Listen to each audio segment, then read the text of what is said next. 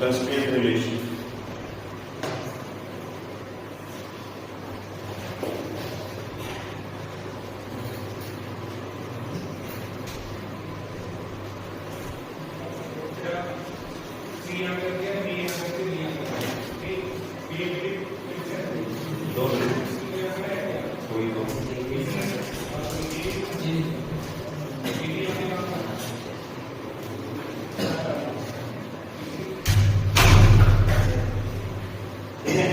तो ये जो टॉपिक है सीबीएसई के नहीं है, आईआईटी में, इस बार में नीट में भी आता है। तो कंस्ट्रेंट वर्ड का क्या मतलब होता है? पहले तो आपको एक the meaning of the word constraint क्या होगा बताइए?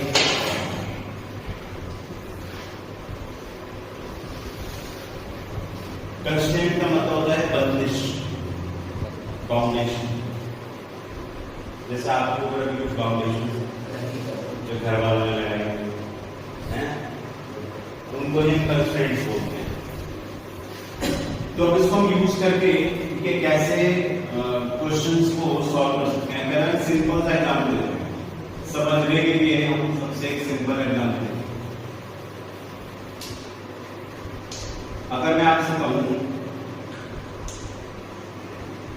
ये दो ब्लॉक्स हैं कि 5 के 8 है, इसकी एक्सेलरेशन बताओ, है ना? ये मासलेस है, इसकी एक्सेलरेशन बतानी है।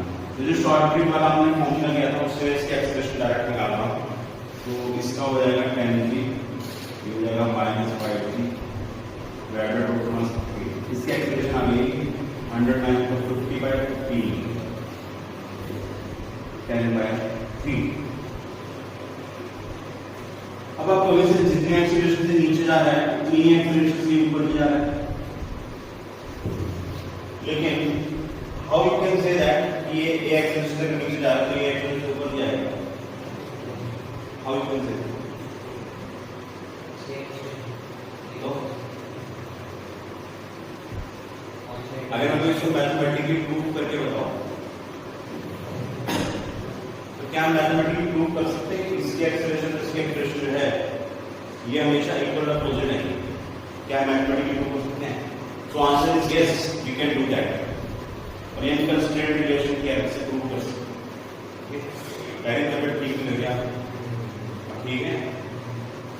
ओके, तो देखो कंस्ट्रेंट रिलेशन जो है ना उसमें सबसे पहला स्टेप क्या होता है? Reference line. ये आप ध्यान रखिएगा, इसको आपको स्टेप वाइज ही करना है क्योंकि ये आप पहली बार देख रहे हो। जब आप एक्सपर्ट हो तो बहुत सारे तरीके हैं, शॉर्टकट से करते हैं, बट अभी आप पहली बार देख रहे हो तो सबसे पहले क्या करना होगा? Reference line. रेफरेंस लाइन किसको बोलेंगे?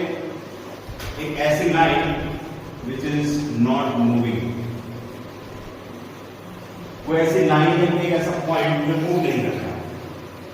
उस पूरे सिस्टम का जो डायग्राम आपको दे रखा है उसमें जो चीज मूव नहीं कर रही है, जो कोई लाइन है ऐसी, ठीक है, जो मूव नहीं कर रही है, उस लाइन को या उस पॉइंट को आप रेफरेंस पॉइंट या रेफरेंस लाइन बोलते हैं, ठीक है ना? पहला स्टेप है। दूसरा स्टेप क्या है? जितनी भी मूविंग बॉडीज हैं उन सबका डिस्टेंस उस रेफरेंस लाइन या उस रेफरेंस पॉइंट से मानना पड़ेगा। जितनी मूविंग बॉडीज है, यहाँ पर मूविंग बॉडीज कितनी है? 2 है। तो यहाँ से इसका डिस्टेंस मैं L1 मान लेता हूँ और यहाँ से इसका डिस्टेंस मैं L2 मान लेता हूँ, ठीक है? तो यहाँ पर जो स्ट्रिंग है उसकी जो लेंथ है ये कांस्टेंट होनी चाहिए क्योंकि हमें बता रखा है कि ये मासलेस खुली है। आप देख रहे हैं कि चैप्टर में इसके क्वेश्चन में कई जगह लिखा होता है कि जो स्ट्रिंग है वो इनएक्सटेंसिबल है।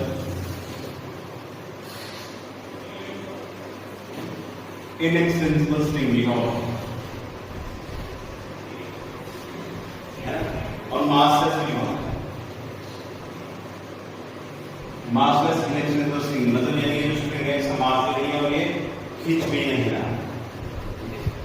तो इसका मतलब स्ट्रिंग लेंथ है वो कांस्टेंट होनी चाहिए, है ना? स्ट्रिंग लेंथ क्या होगी? L1 होगी, L2 होगी और ये जो ऊपर जरा सी लेंथ है इसको मैं कुछ कांस्टेंट बोल देता हूँ, ये कांस्टेंट रहेगी क्योंकि पुली के ऊपर जितनी लेंथ है वो हमेशा बनी रहेगी। यही वाली लेंथ ऊपर नीचे होगी ना भाई, अगर ये नीचे जाएगा तो ये ऊपर जाएगा, तो L1 घट रहा है, लेकिन ये वाली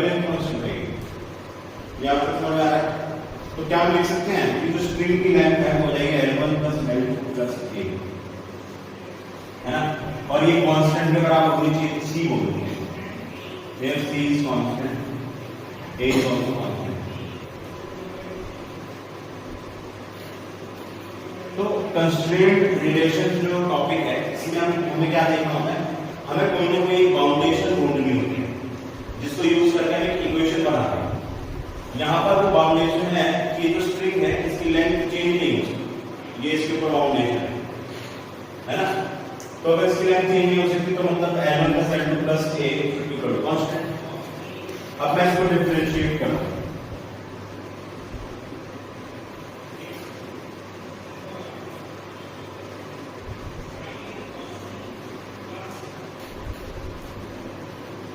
जो कांस्टेंट होता है उसका डिफरेंशिएशन 0 होता है, राइट।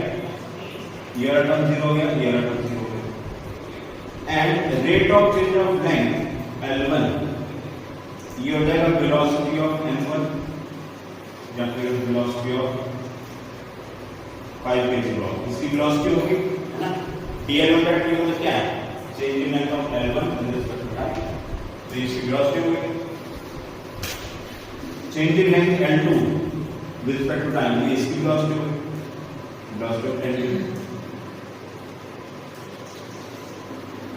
ये भी 0 है, ये equal to 0, velocity of 5 equal to minus velocity of 5। अब इसी क्वेश्चन को एक बार डिफरेंशिएशन कर दो,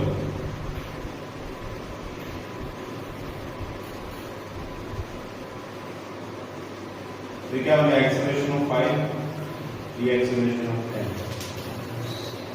प्रूव हो गया इन दोनों के एक्सेलरेशन हमेशा इक्वल या पॉजिटिव, मैथमेटिकली कंस्टेंट, ठीक है। नोट डाउन करिए।